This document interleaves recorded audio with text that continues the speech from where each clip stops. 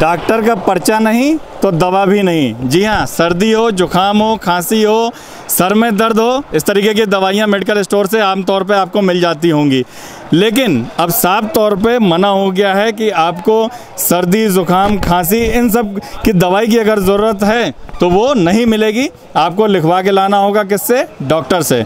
साफ तौर पे देख लीजिए, यहाँ पर लिखा हुआ है काउल, कफ, तमाम चीज़ें लिखी हुई हैं। पूरा प्रिस्क्रिप्शन हम अपने कैमरामैन से कहेंगे कि एक जूम करके कि देख लें, आप पढ़ लें और इसका पालन भी करें। अगर आप यहाँ पर आएंगे, कहेंगे कि मुझे खांसी है, ज़ुकाम है, सर्दी है, सर दर्द है, तो इस तरीके की दवाई आपको नहीं मिलेगी, क्योंकि कोरोना वायरस उसको लेकर के तमाम जो दुविधाएं हैं वो हैं, तो इसलिए दवा नहीं मिलेगी। कुछ दुकानदार हैं यहाँ पर जो, उनसे हम बात करेंगे कि भैया क्या नाम है? अक्षय कुमार सक्सेना। मैंने लगभग कितने लोग आ जाते होंगे इन सब तरीके की दवाई लेने के लिए?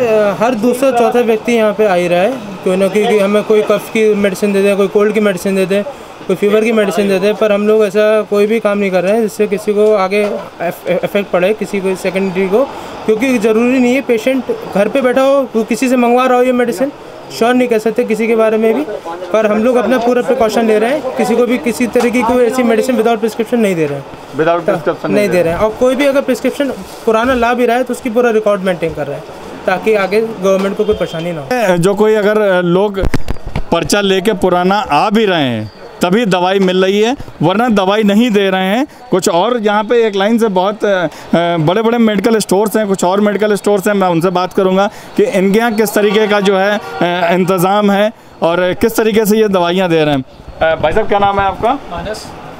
मानस जी, ये बताइए जैसे कि सर दर्द की गोली और ये सब लेना, कितने लोग आ जाते हैं लगभग? इस टाइम तो बहुत कम है। इस टाइम कम है? कम है। अच्छा, क्या पर्चा देख के ही दे रहे हैं या ऐसे ही दे देते हैं?